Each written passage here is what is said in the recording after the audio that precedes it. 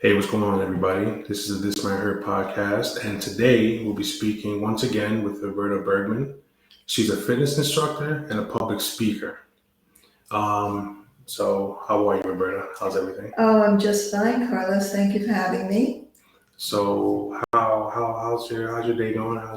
Oh, it's just fine. I'm looking forward to talking about two very important topics. And which are?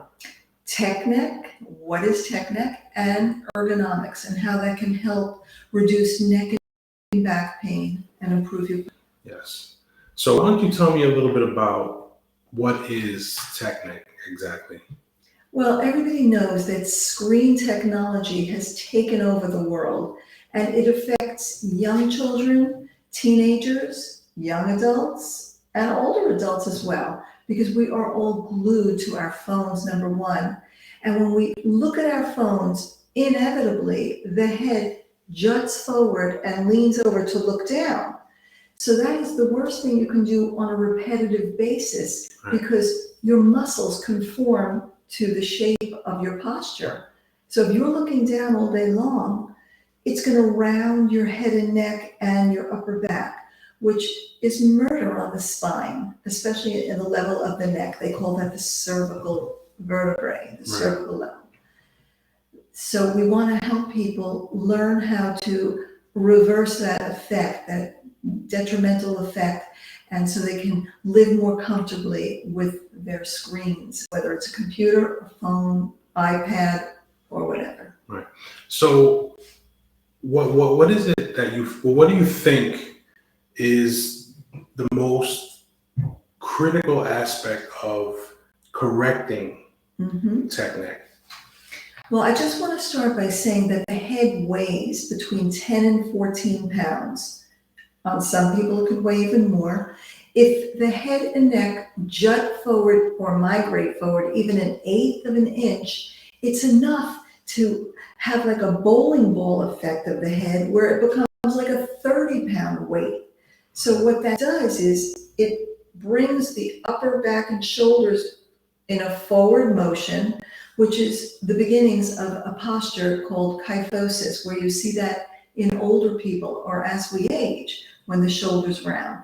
So to reverse that, the best thing to do is to put your thumbs on the back knobs of the head and lift the head forward and up. And with your index finger, press the chin in. So now you're in better posture. Now, in order to accommodate your device, let's say it's a phone, lift it up higher so it's at eye level like your computer. Right. So they have stands to do that, to lift. In fact, right now, my computer is elevated, I would say, almost a foot from my desk, just to make sure that the computer level is at the same level as your eyes. Right. So that should hold the head up a little better. The next thing to do is sit back in your chair and use a lumbar support, not only at the lower level, but along. I have like a rectangular shaped support, and you put it at the lower back and it extends right up to the upper part of your neck, which lifts the breastbone. Another thing you can do is take two fingers on the level of your breastbone and lift it forward and up. So the head is forward and up and the breastbone is, so already you're more upright. That's very important. Wow, that's some good information. I understand the whole bringing up the phone and eye level. Right. I have that tech neck issue. I mean, I not that I have tech neck, but I'm saying like when I'm on my phone, I'm always looking down and I have lifts for my laptop screen, so I can always keep that at eye level. But what I wanted to know was, is there anything you recommend as far as now I lost it for a second. Some technical or some kind of device or something you recommend, or some kind of gadget or something you recommend to use, so it's not that you're bending your neck like a down. reminder on your phone or something. Something. Posture. Yeah, something. Yeah, you know what? That's what I was trying to get at. Yes. I just couldn't word I it know what properly. you mean. There is something like a reminder on your computer that every hour will remind you: are you sitting up straight, or how is your back, how is your neck? But awareness is key. If you're aware of this topic of tech neck, and you think about whether you are, vulnerable to that, just the awareness alone will help you remind you to stay up. Oh, I feel it in my neck. Okay, I'm going to lift my phone up or put my computer in a better position so that my spine is in neutral. Right. So I want to talk about the neutral spine.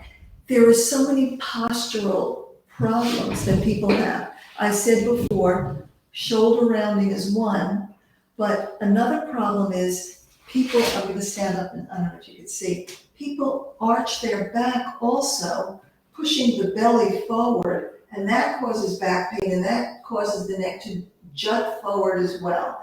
So in order to correct that, you would take your hands on your waist, tuck the pelvis under, the chin, 2 fingers on the chin, and press it in so that the back of your head is lifted forward enough. And to do that almost every hour. Okay. So you should do it, Throughout the day. consistently throughout the day. Yes, because I want to say one other thing about posture. Static postures, where you're sitting in the same posture for long periods of time, an hour and a half, 2 hours, you're so immersed in your work, is the worst thing for the body, and that causes so much pain in the spine and stiffness. So change your posture throughout the day. Even if you have to get up every hour, walk down the corridor and back, and then sit back down again. Because if you're in one prolonged posture, even if it's a good posture, eventually that's going to affect your spine. Wow. Avoid static postures. Mm-hmm. Okay. All right. That's some really good information. I mean, I'm one that, like I said, I'm always on the phone. I'm always, and most people are in the same position most of the day. So I should definitely change your posture. Yeah, right? Definitely. So also, ergonomics. Yes. How important is ergonomics at the home? Yeah, I'll tell you, it's important everywhere you are. I just want to define what ergonomics is, because not everybody knows. It is the relationship of your body to either your workstation or your PlayStation or whatever you're doing at home or in sports. It's how you use your body in relation to your activity. So it's a little bit easier to just talk about the workstation because you can control that very much. For instance, are your hands in a new position, or do your wrists arch up or overly extend down? So that can cause wrist pain, especially if you're going to be keying on a computer, typing on a computer or what have you. So there are ergonomic modifications you can make just from the seated position. Your arm should be in neutral, so if you have to get a gel pad under your elbow and wrist to keep your wrist flat rather than arched, that is very helpful. And then your eyes, like we said before, should be at the level of the toolbar. So you make sure your computer is at the same level as your eyes. So you have to modify that by even getting books to put under your computer to make sure that it's at the right level. Because again, if you're looking down at the keyboard there, you're going to ruin your posture from the level of your neck. If you're looking up, you're going to arch your neck, and that could compress the cervical vertebrae. So you don't want that either. Now, the most important thing in your workspace is your chair, and I'm going to show you why. First of all, your thighs and your calves should be at a 90-degree angle, feet flat on the floor. Often, chairs are too high up. So hopefully your chair will have one of those knobs on the side where you can lower it, but not every chair does. No. I mean, not every employer or even not every person has the budget to buy a $300-400 chair that's ergonomically safe. Right. So what can you do? If you find that it's hurting while you're sitting in your chair, you can get a footrest, which is maybe, again, a foot high, and you put one foot on top of it, and that will alleviate some pressure from the lower back. That's one thing you can do. Mm-hmm. The second thing is take 3 fingers behind each knee and the back of your chair and see if there's space behind the back of your knee and the end of your chair. That should be very helpful to redistribute the forces so it just doesn't all land on your knees, because with the wrong chair, eventually you may feel it in your knees. Yeah. I've some of the chairs I had to actually buy myself an ergonomic type chair for myself or for home. Yeah. Because I found myself in a position where this chair is not good enough. I got to get something a lot better. Right. So I invested in getting myself a chair that was great. That was better. So I want to ask about the knees and being bent and sitting in a position for so long. How does that help circulation? You mean if you're sitting for too long? If you're sitting for too long, right? And I mean, it's not good for circulation. It must not be good for circulation. It cuts off circulation because the blood pools. Right. That means it collects in one area. That's why I say take frequent stretch breaks. Yes. Even just a simple walk along the length of a half a city block, just to get the circulation going, the blood flowing. But other things you can do, I'm going to show you a couple of exercises at the end of our discussion. So it's very important to not sit for over 1 hour. I'm going to say 1 hour. 1 hour? Yeah. Okay, so every hour we should get up and move. Right. And I'm going to show you some good stretches that you can do also. Desk side stretches. Desk side stretches. Mm-hmm. Oh, that's good. That'll be interesting. So, the last discussion we had, we talked a lot about pain. Yes. And some exercises and stuff that you can get into if you have back issues. Yes. My co-host, who's waiting in the waiting room patiently, wanted to ask a couple of questions because he has some back issues. Okay. So he just wanted to come in and introduce himself and discuss his issue and ask you a couple of questions. Is that okay? Of course, I would love to meet your guest. Absolutely. Okay. So here he is. Hello. Hi. Can you hear me? Can you hear me? Can you hear me? Oh, you know what? Can you hear me now? Can you hear me now? No? Oh, no. Can you hear me now? I think we can't hear him because the mic. That'd be interesting. All right. So she's gonna. I told her what the issue is, and she's gonna discuss and tell you what it is you should do, so you can just listen. Okay. So 8 out of 10 people have back pain all over the world, and you might get this at some point in your life.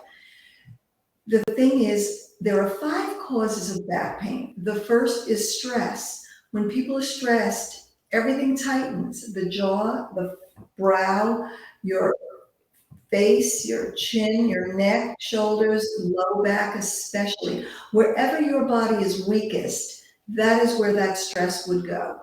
So that's why I'm a very big proponent on exercise to strengthen the back muscles and stretch the back muscles, to stretch the chest muscles, and the core muscles have to be strong because muscles work in opposition. When you tighten the bicep, you are lengthening the tricep.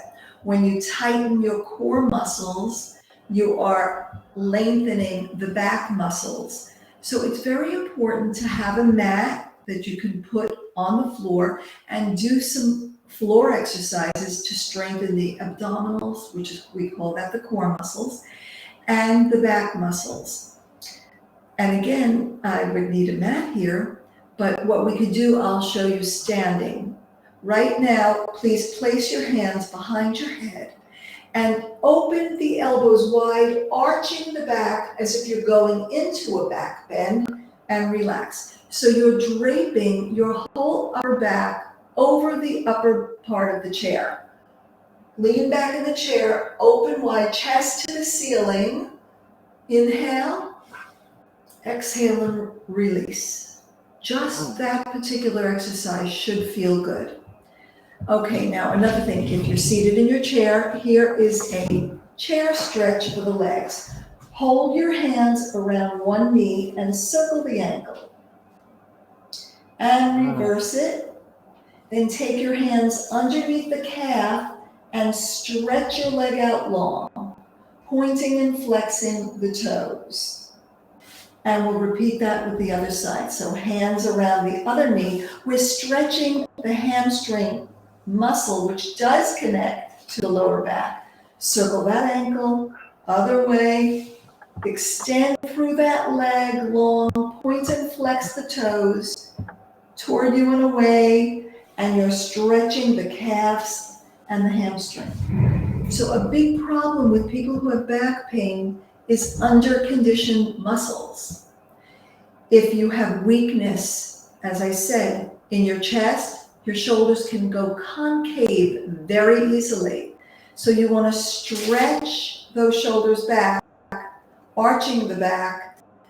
And you can do this also if you would stand up off your chair, please, and lace your hands behind your back and bring the chest to the ceiling to stretch through the chest muscles. Reach now over to one side and then over to the other side, and then both arms above your head arching backwards. Because you're reversing the forward drooping posture, where eventually your body cascades down like a drooping plant. You want to reverse that by stretching through the chest and toning your upper back. So if at home you have any kind of stretchy band, you would take it above your head, behind your back, and press open. So your shoulder blades would be squeezing together in the back with a stretchy tube. It's not too difficult, but you'd be toning the upper back while stretching the chest. So another big problem with back pain is called biomechanics. How do you lift objects? Many people lift objects by bending over at the waistline. That is improper body mechanics. When you have an object that you need to lift or carry anywhere, keep it close to you, like a forklift holding cement, and lower your whole body with a straight torso, bend the knees and the hips, rather than going over like that, over your waist. Another thing to watch is how are you turning your body when you need to reach for something. I suggest you pivot your whole body with your hips rather than twisting and rotating. That's when people get back pain. Right. I actually have a question about that, about, the rotating. The rotating.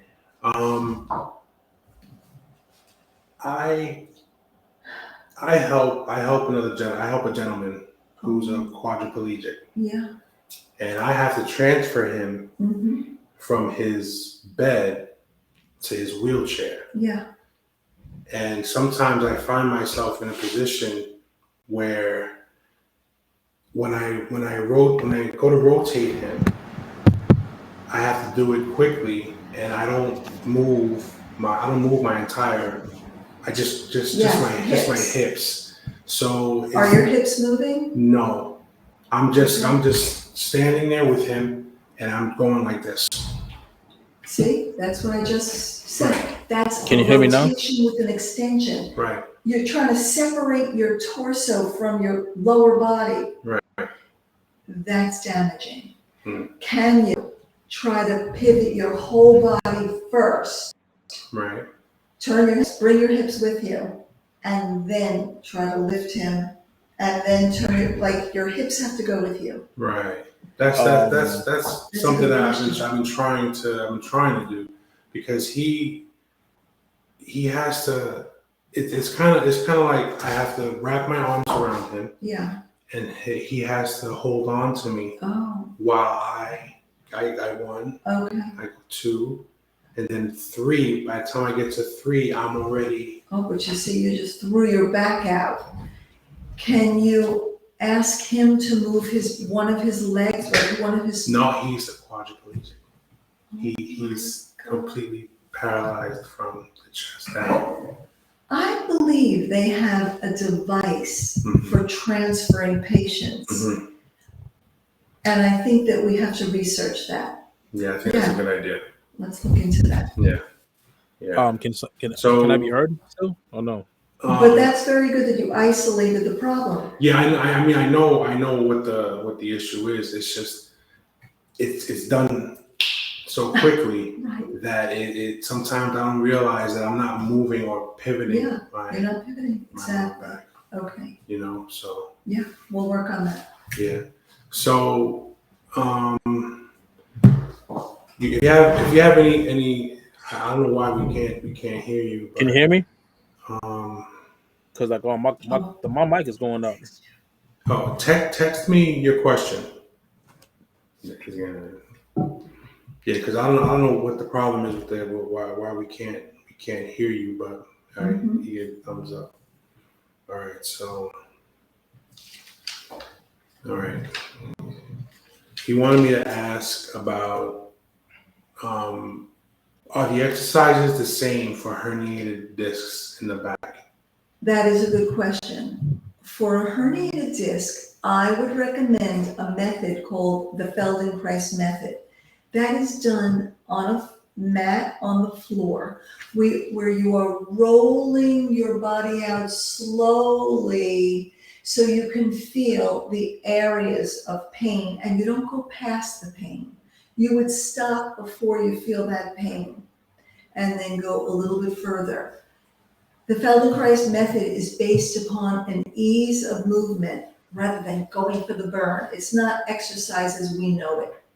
It is done slowly on the floor. So I would have to show this gentleman how to do it properly because it would have to be with an instructor there supervising it to make sure that he doesn't go the wrong way and make the problem worse. Right. But that's the Feldenkrais method. Yeah. Feldenkrais. Okay. All right. Did you get that? Yeah, he got it. Oh, good. All right. What's your next question? And by the way, that method of exercise is on the DVD that I produced called the Back Shape Up series, where you can go to your library and download it digitally through Hoopla. Oh, okay. The Back Shape Up. The Back Shape Up, it's called. And they can get it through, once again? Their local library. Oh, through okay. Hoopla. Just go, yes.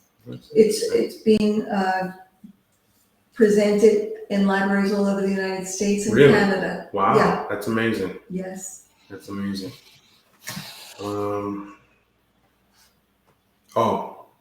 He wants to know, are there exercises that will help lose weight without damaging or progressing the pain in his back? Yes, just walk.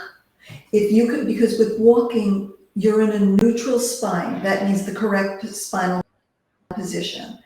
And while you're swinging, you would not imagine that you're burning some calories, you're walking off some stress, and eventually you can lose weight just by walking regularly. That's the word. The key word is regular, not once a week, at least every other day for 30 to 45 minutes, I would say. And also you have to watch your diet. Diet is imperative. Yeah. Yep, you can't out-train a bad diet. That's a good way to put it. Yeah. Definitely a good way to put it. Cannot train a bad diet. I think that's a good way to put it. That means if you're eating too much of the wrong foods and not enough of the right foods, but you're exercising like crazy, you're still not going to lose weight. Right. Yeah, so that means, no more chopped cheese steaks and stuff. Right. More walking and less chopped cheese Wow. Now put it in your calendar 4 times a week and stick with it until it becomes a habit, and then you don't have to put it in your calendar anymore. steaks. Right. So, and then that's key, being consistent.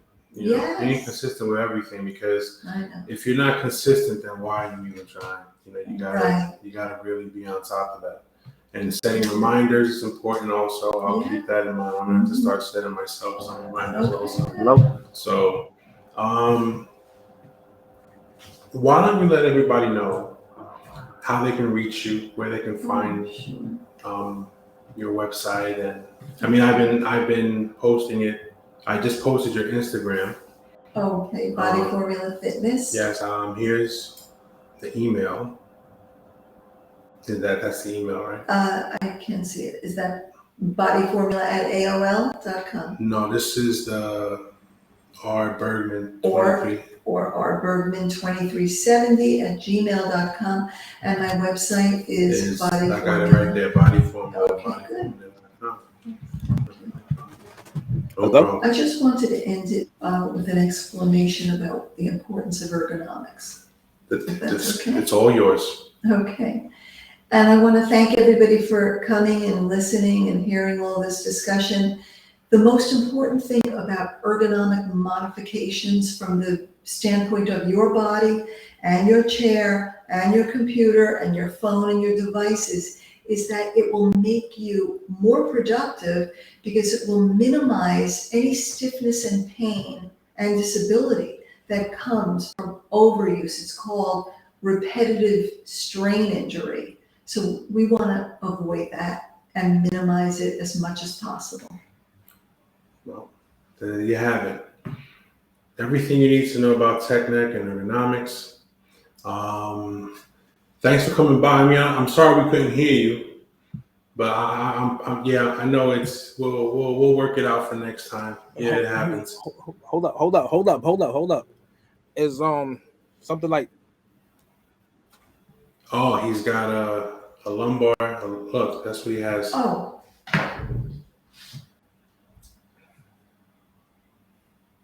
A lumbar for his lumbar part of his spine for his chair, and I don't see a cushion. I can see Okay. That's okay. That's very good. And can you turn it the long way as opposed to horizontal, vertical?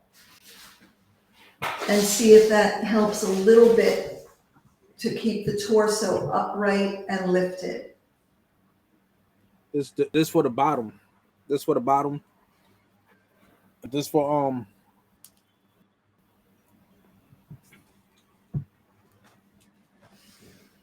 Yeah.